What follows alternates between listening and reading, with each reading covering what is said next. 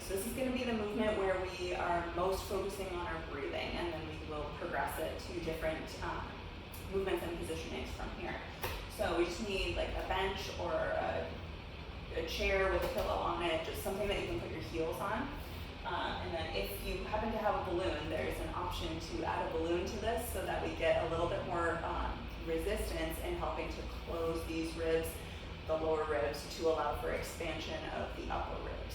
So I want to talk about the positioning of the feet first and the legs. So what we're going to do in this position is try to engage our hamstrings. Long story short, if we get the hamstrings working, it controls your pelvis really well, and your pelvis is attached to your spine, which is attached to the ribs. So though it seems unrelated, pairing these two things together kind of like brings the whole picture. And we work on every piece of the picture, puzzle, so to speak. Okay, so we're going to keep our hips and knees at about 90 degrees. Feet can be about hip width apart. And then just your heels are on the bench or the chair. So I want to pull your heels down towards the floor, but it's just enough to feel a little bit of activation in your hamstrings. And the easiest way to feel if they're activating is you have three technically hamstring tendons right behind your knee. So if you're not sure if they're working, just feel for those tendons. They should be sticking out if you're using them. Now, where down the road, I don't know that we'll even need this, but like if we pull too hard, we end up lifting our hips up like a bridge. And while that is a great exercise, it makes it really hard to focus on the breathing because it actually ends up kind of closing or blocking these ribs. So to get the hamstrings working for us, for the pelvis stabilization, just a little bit of a pull towards the floor, enough to activate your hamstrings. And you might feel your pelvis tip a little bit, like where the tailbone tips off the floor. And if you feel it kind of flatten your low back against the floor, that's good, that's okay. We don't have to we don't want to try to ab crunch to flatten our back. That should come from our hamstrings because they start below our knees and attach to the bone we sit on. So pull the heels to the floor, allow that to maybe tip your pelvis back just a little bit. We don't want the hips off the floor even an inch. So it's just like a little bit of a tip and we feel the hamstrings. And once we do that pull, like pull the heels down, get the hamstrings activated, it tilts your pelvis a little bit, they just stay there. So that's what the legs do. So then I want to talk about what we're going to do with the breathing. You can relax the legs and we'll put them together.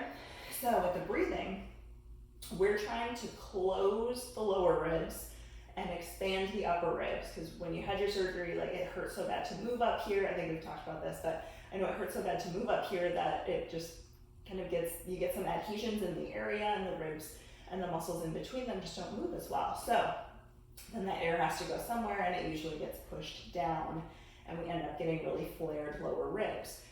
So what I'll have you do first is hands on the lower ribs. We're going to inhale gently through your nose, exhale through your mouth. Try to get all your air out, almost to the point where maybe you will feel a little bit of like a side ab crunch, and that's okay. We just don't want this to turn into a sit-up. So inhale through the nose, exhale through the mouth. And when you get all your air out, just pause for a second or two before you inhale again.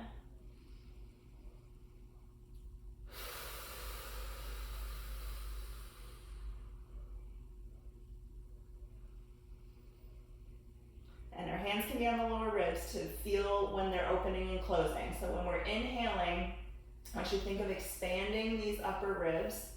Well, these will move a little bit, they have to. But they shouldn't be the only thing that's moving. So if you need to put one hand down here and one hand up here to make sure you're getting movement, go for it. Inhale through the nose, we want expansion up here. Exhale through the mouth, we want closure here. We want these ribs to close or move down.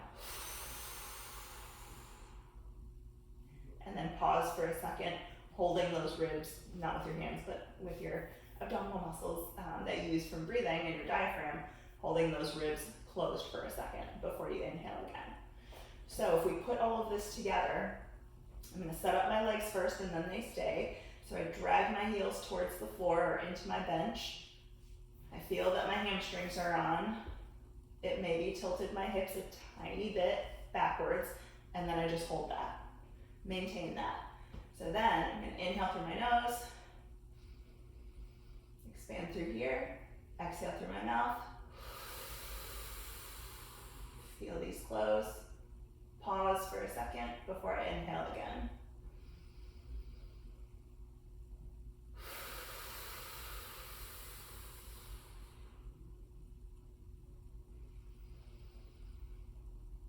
And the whole time I'm pulling my feet down.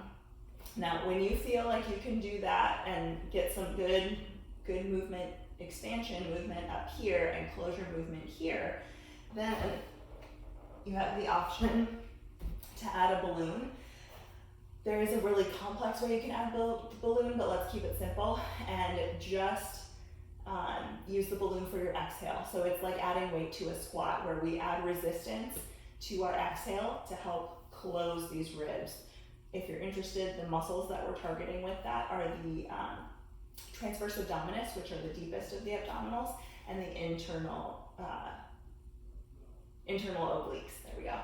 So if we use the balloon, which you don't have to, and I probably wouldn't right away, just like get to the point where you can do 8 to 10 breaths of this first. But if we use the balloon, we would pull the heels down, get the hamstrings on, maybe we felt our pelvis tilt back. And they keep one hand here to make sure that they're closing, and then we start our breath cycle. So.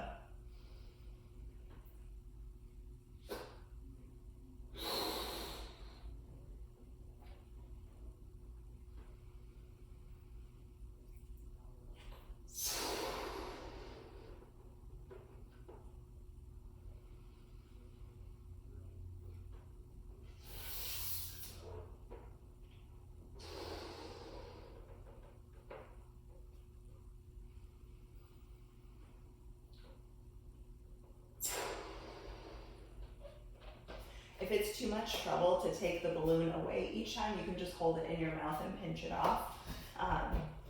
But again, you don't have to use this. It just adds a little bit of extra resistance to close those ribs. I know this is the first video. They won't all be this long, I promise. This was just kind of a very in-depth movement.